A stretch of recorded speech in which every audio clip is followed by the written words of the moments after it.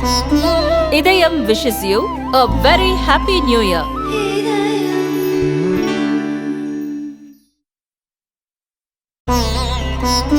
இதயம் wishes you a very happy new year.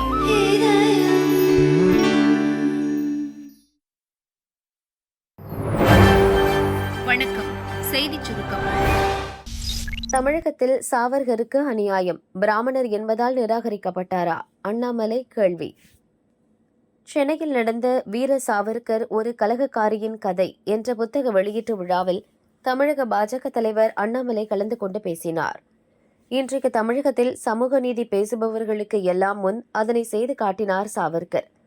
கல்வித்துறையை வைத்துக்கொண்டு வீர சாவர்கருக்கு மிகப்பெரிய அநியாயம் தமிழகத்தில் நடந்துள்ளது என்றும் அண்ணாமலை கூறினார். தமிழகத்துல விநாயக் தாமோதர் சவர்கர்னாவே இந்த 2 வார்த்தைக்குள்ள அடைக்கப்பாங்க.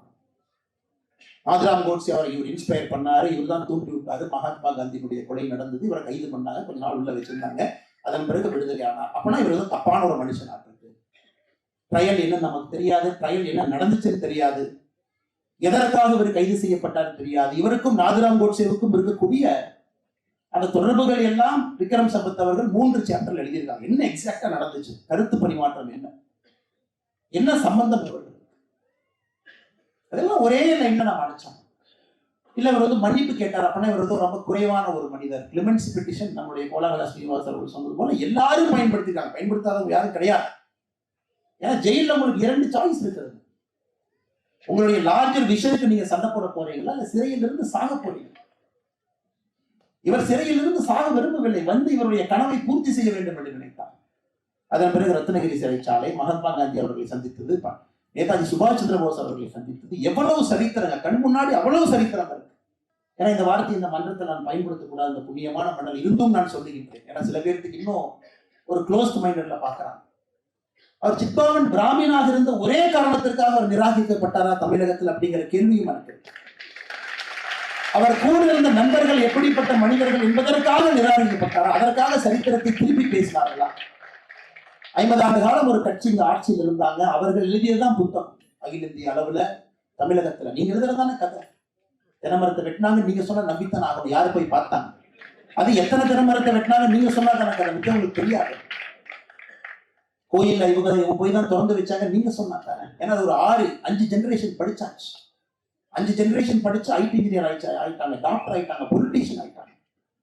அதனால் வெறும் ஒரு புத்தகத்தை கையில் வைத்துக் கொண்டு, கல்வித்துறையை கையில் வைத்துக் கொண்டு வீர சாவர்கர் அவர்களுக்கு மிகப்பெரிய அநியாயம் இந்த தமிழக மண்ணில் நடந்திருக்கிறது. அதற்கு சகோதரர் சூர்யா அவர்களை போன்றவர்கள் களத்தில் இறங்கி அதை சரி செய்து கொண்டிருக்கின்றார்கள் நம்புகின்றேன்.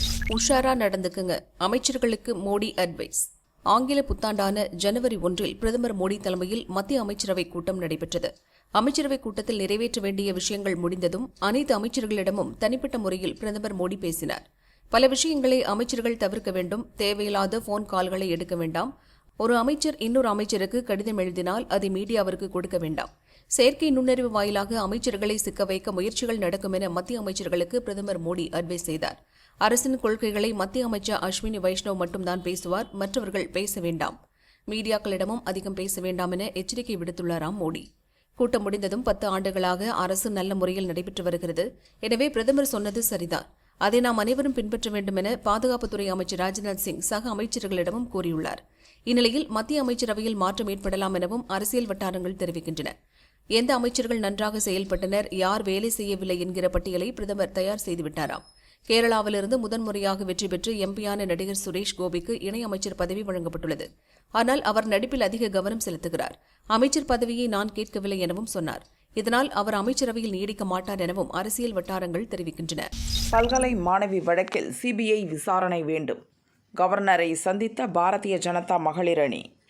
பாரதிய ஜனதா மாநில மகளிர் அணி நிர்வாகிகள் கட்சியின் முன்னாள் மாநில தலைவர் தமிழிசை சவுந்தரராஜன் தலைமையில் கவர்னர் ரவியை சந்தித்து பேசினர்.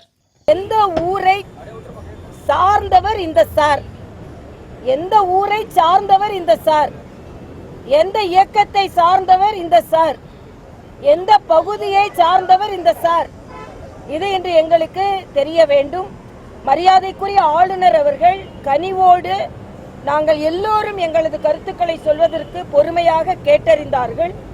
ஆக அந்த பெண்ணிற்கு நியாயம் கிடைக்க வேண்டும். இது மட்டுமல்ல, இந்த ஒரு வழக்கு மட்டுமல்ல, நாங்கள் எங்களது கோரிக்கையில் கொடுத்திருப்பது தொடர்ந்து ஆளும் திராவிட முன்னேற்ற கழகத்தினரால் பெண்கள் பாதிக்கப்பட்டு வருகிறார்கள் என்பதை நாங்கள் இங்கே அதிகாரப்பூர்வமாக சொல்லி இருக்கிறோம். எவ்வளவோ பிரச்சனைகள் இன்று பெண்கள் பாதிக்கப்பட்டிருக்கிறார்கள். நாங்கள் எல்லோரும் சேர்ந்து குற்றம் சாட்டுகிறோம்.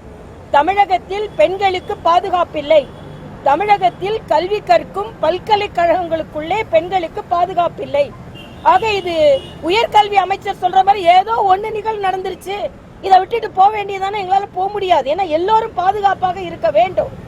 இதுல நிர்பயா ஃபண்டை எப்படி நீங்க செலவு பண்ணிருக்கீங்க? இதுல இன்னும் ஏன் பலவற்றை மறைக்க பார்த்தீர்கள்?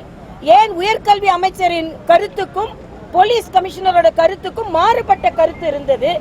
ஏன் இன்னொரு சாரை நீங்கள் மறைக்க பார்த்தீர்கள்? அதே போல இன்னைக்கு முதலமைச்சரோ துணை முதலமைச்சரோ ஏன் தனது குரலை எழுப்பவில்லை? எங்கோ ஒரு மாநிலத்தில இருந்தா உடனே முதலமைச்சர் பேசுவார். தனது மாநிலத்தில் இப்படிப்பட்ட ஒரு பிரச்சனை நடந்து கொண்டிருக்கிறது, ஏன் நீங்கள் வாயை திறக்கவில்லை? அதுல வேற சகோதரி கனிமொழி சொல்றாங்க, விசாரணை முடிஞ்சிட்டுனா யார் அந்த சார்னு தெரிஞ்சிருதான். ஆக விசாரணை சரியா நடக்காதுன்றதுனால நாங்க பயப்படுகிறோம். ஏனென்றால் குற்றவாளிகளுக்கு நீங்கள் உறுதுணையாக இருக்கிறீர்கள். திராவிட முன்னேற்ற கழக திராவிட மாடல் அரசு குற்றவாளிகளுக்கு உறுதுணையாக இருக்கிறது. இங்கே போராடும் பெண் தலைவர்கள் கைதாகிறார்கள், ஆனால் கைதாக வேண்டிய குற்றவாளிகள் நடமாடுவார்கள். இதுதான் திராவிட மாடல் அரசு. இது மிகவும் கண்டிக்கத்தக்கது. இதை போல நிகழ்வுகள் இனிமேல் நடக்கக்கூடாது. விசாரணை, இன்னொன்று சிபிஐ விசாரணை வந்தால் மட்டுமே இங்கே உள்ள பாராபட்சமான நிகழ்வுகள் வெளிக்கொணரப்படும். அதனால நாங்க சிபிஐ விசாரணை வேண்டும் என்ற ஒரு எண்ணத்தில் நாங்கள் இங்கே பதிவு செய்கிறோம். தோழமை கட்சிகளுக்கு ஆர்ப்பாட்டத்திற்கு அனுமதி, பாஜகவிற்கு அனுமதி இல்லை. குறிப்பாக பெண் தலைவர்களுக்கு அனுமதி கிடையாது.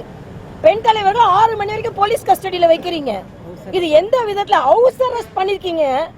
இது மிக மிக மோசமான நிலை. பாரதிய ஜனதா கட்சியின் பெண் தலைவர்கள் ஏதோ தீவிரவாதத்துக்கு போற மாதிரி ஹவுஸ் அரெஸ்ட் பண்ணிருக்காங்க. இதற்கு திராவிட முன்னேற்ற கழகம் பதில் சொல்லியே ஆக வேண்டும். ஞானசேகரன் வழக்கில் வரும் தகவல்கள் முற்றிலும் தவறு. போலீஸ் தரப்பு சொல்வது என்ன? அண்ணா பல்கலை மாணவி விவகாரத்தில் கைதான ஞானசேகரன் பற்றிய விசாரணை குறித்து வெளிவரும் தகவல்கள் முற்றிலும் தவறானவை என டிஜிபி அலுவலகம் விளக்கம் அளித்துள்ளது. ஹைகோர்ட் உத்தரவுப்படி சென்னை அண்ணா பல்கலைக்கழக மாணவி பாலியல் துன்புறுத்தல் வழக்கை சிறப்பு புலனாய்வு குழு இப்போது விசாரிக்கிறது. அந்த விசாரணையில் கிடைத்த தகவல்கள் முன்னேற்றங்கள் என கூறி சில செய்தி ஊடகங்கள், சமூக ஊடகங்கள் கருத்துக்களை பொதுவெளியில் வெளியிடுகின்றன. குறிப்பாக எதிரி ஒரு சாரிடம் பேசியதாக சிறப்பு புலனாய்வு குழுவிடம் பாதிக்கப்பட்ட பெண் தெரிவித்ததாகவும், பாதிக்கப்பட்ட பெண் தொடர்பான ஆபாச பதிவுகள் கொண்ட மின்னணு உபகரணங்களை எதிரியிடம் இருந்து சிறப்பு புலனாய்வு குழு பறிமுதல் செய்துள்ளதாகவும் செய்திகள் வெளியிடப்படுகின்றன. திருப்பூரை சேர்ந்த ஒரு நபரும் இந்த வழக்கில் எதிரியாக அடையாளம் காணப்பட்டுள்ளதாக ஆதாரமற்ற தகவல்கள் வெளியாகின்றன. வழக்கு விசாரணையில் ஏற்பட்டுள்ள முன்னேற்றம் குறித்து சிறப்பு புலனாய்வு குழுவோ சம்பந்தப்பட்ட அதிகாரிகளோ எந்த ஒரு அறிக்கையோ கருத்தோ யாரிடமும் தெரிவிக்கவில்லை என்பதை தெளிவுபடுத்தியுள்ளது.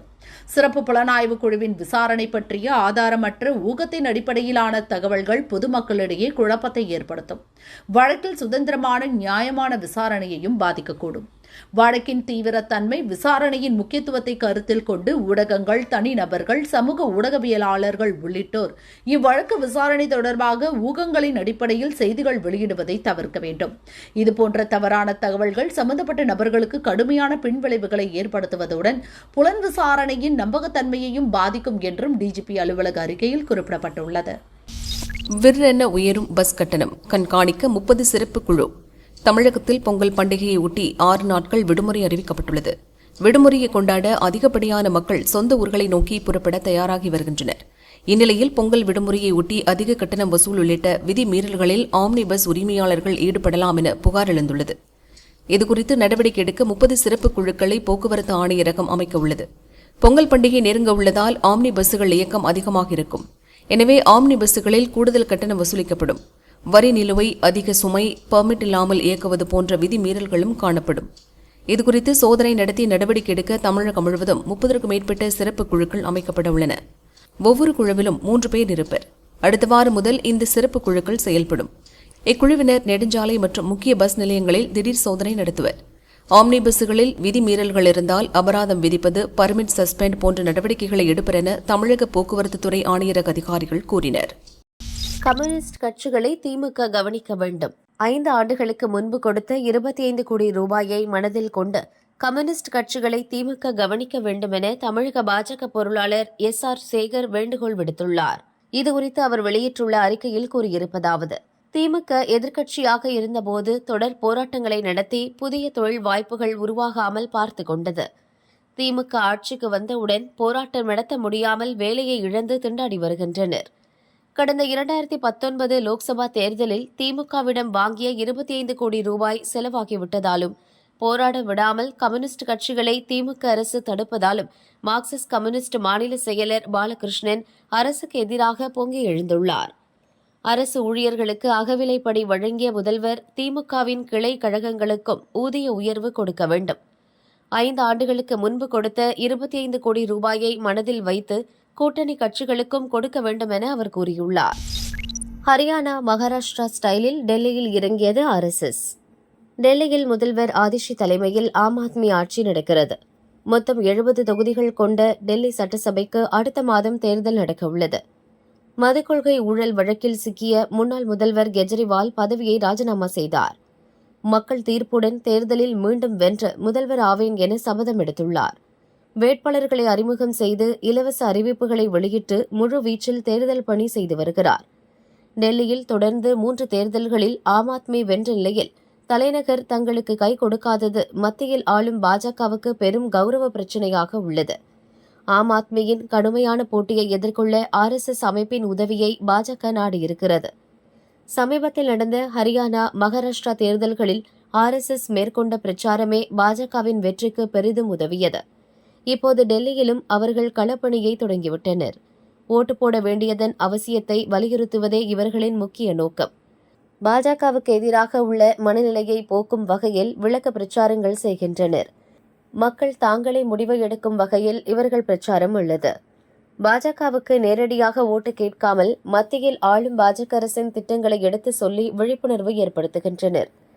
RSS அமைப்பின் களப்பணி இந்த முறை வெற்றிக்கனியை பறிக்க உதவும் என்றே பாஜக தலைவர்கள் கருதுகின்றனர்.